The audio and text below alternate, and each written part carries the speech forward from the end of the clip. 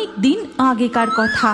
হিমালয়ের এক পাহাড়ি গ্রামের জঙ্গলের মধ্যে বসবাস করত এক রহস্যময়ী পরী। শোনা যায় ওই পরীর রূপ নাকি অতীব মায়াবী। চাঁদের জ্যোৎস্নার ন্যায় ঝলমলে তার রূপ, আর তার মাথায় রয়েছে 5টি চুলের বিনুনি, যার মধ্যে 5 অলৌকিক ক্ষমতা আছে। তার মধ্যে একটি বিনুনি যাকেই স্পর্শ করে সেই সোনায় বদলে যায়। আর সেই মায়াবী পরীর বাকি চুলগুলোর মধ্যে কি ক্ষমতা রয়েছে ঠাকুমা? বাকি চুলের বিনুনির মধ্যে ছিল তার আসল 4 শক্তি। আজ পর্যন্ত যে যে সেই পরীর সামনে পড়েছে আর কেউ ফিরে আসেনি। একবার এক রাজকুমার সেই পরীর সন্ধানে বেরিয়েছিল। ওই রাজকুমার তো ভারী সাহসী। সে ওই মায়াবী পরীর দেখা পেয়েছিল।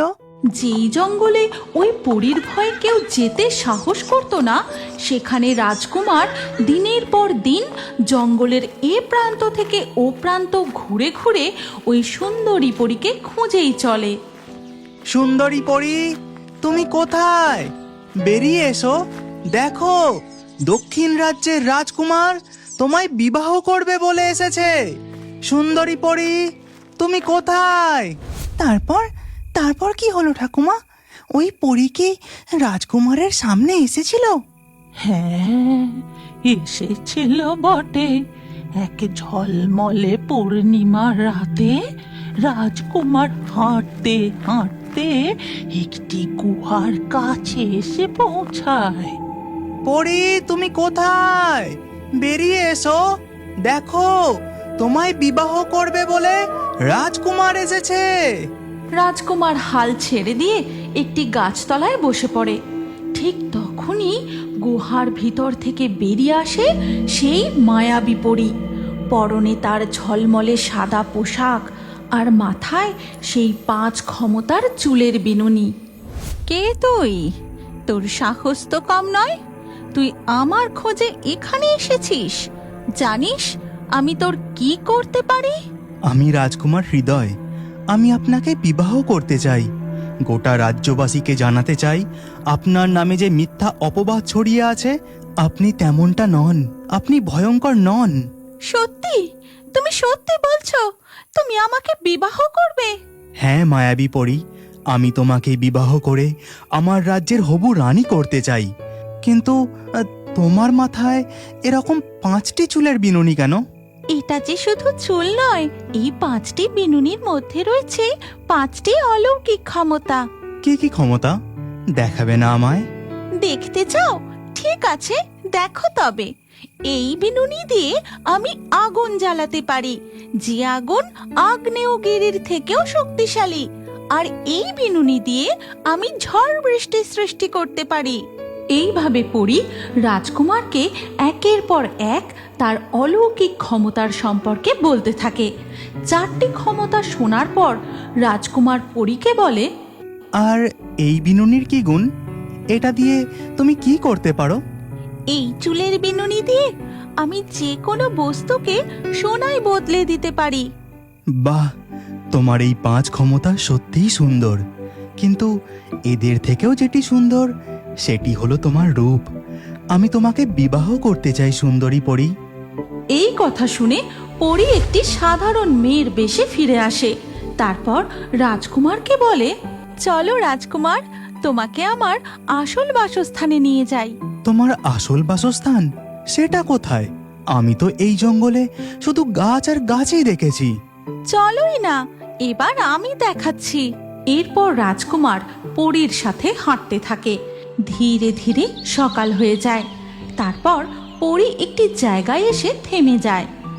কি হলো পরী, তুমি এখানে দাঁড়িয়ে পড়লে যে?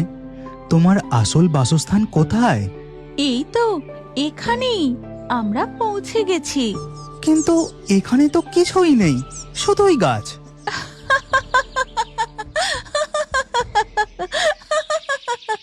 পরী তার হাত দিয়ে জাদু করতেই সেই জায়গা বদলে গিয়ে হয়ে যায় এক অপরূপ দৃশ্য। ঝর্ণা, তার পাশে ফুল ফুটে রয়েছে, প্রজাপতি উড়ছে, পাশ দিয়ে বয়ে চলেছে নদী। কি চমৎকার দৃশ্য! চোখের আড়ালে ছিল এমন অপরূপ জায়গা। হ্যাঁ রাজকুমার, আমি এখানেই থাকি। আমার নিরাপত্তার জন্য এই জায়গাটা আমি মানুষদের চোখের আড়ালে রাখি। এই স্থান আমার ভারী পছন্দ হয়েছে। আমি কি কিছুদিন এখানে থাকতে পারি? তারপর না হয় আমি তোমাকে সাথে নিয়ে আমার রাজ্যে ফিরে বিবাহ করব। ঠিক আছে রাজকুমার। এরপর রাজকুমার সেখানেই থাকতে শুরু করে। দিনের পর দিন বয়ে যায়। রাজকুমার তার রাজ্যে ফিরে যাওয়ার কথাই বলে না। সে আনমনা হয়ে কি যেন ভাবতে থাকে। রাজকুমার, তুমি সব সময় অত কি ভাবো বলো তো? আচ্ছা, আমরা কবে তোমার রাজ্যে যাব? ও তেমন কিছু না। আর কয়েকদিনের মধ্যেই আমি তোমায় সঙ্গে নিয়ে যাব।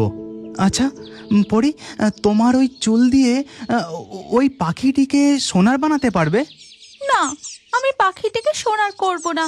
আমি জাদু প্রয়োগ করলে যে ও নির্জীব হয়ে সোনা হয়ে যাবে। আচ্ছা বেশ, তাহলে গাছের ওই আপেলটাকে সোনার করো দেখি। ঠিক আছে, এটা আমি করতে পারি। এই বলে পরী সাধারণ মেয়ের বেশ থেকে পরীর রূপে ফিরে আসে। তারপর তার চুল দিয়ে আপেলটির উপর জাদু প্রয়োগ করতেই আপেলটি সোনার হয়ে মাটিতে ঝরে পড়ে। বাহ, দারুণ! এ তো একদম আসল সোনা। অন্যদিকে রাজা রণপ্রতাপ তার বড় পুত্রের জন্য ব্যাকুল হয়ে উঠেছেন। আমার বড় পুত্র হৃদয় যে এখনো ফিরল না, তবে কি সে তার কাজে সফলতা অর্জন করতে পারেনি?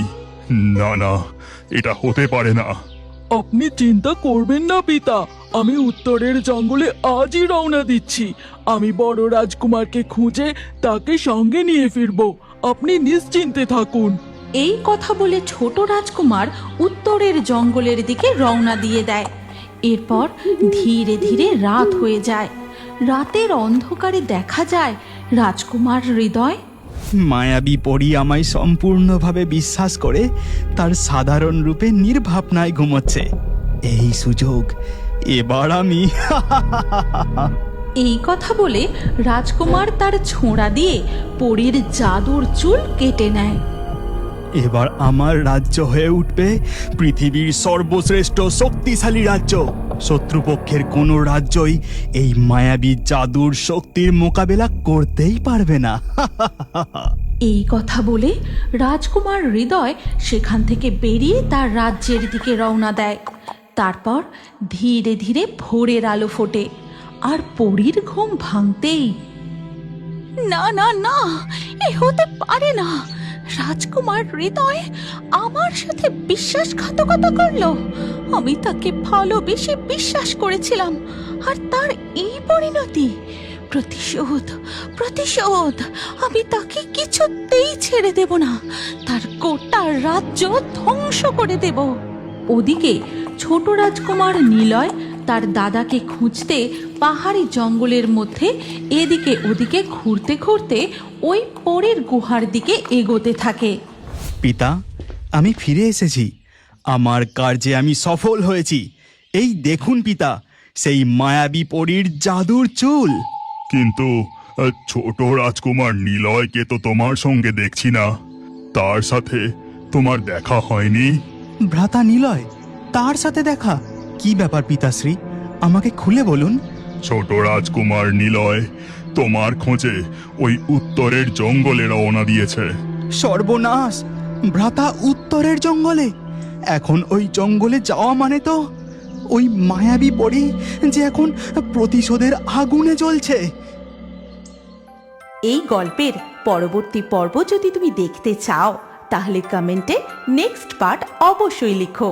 আর আমাদের রিও বার্ডস ফেসবুক পেজটি এক্ষুনি ফলো করে নাও। এই গল্পটি ভালো লাগলে লাইক করে শেয়ার করে দাও।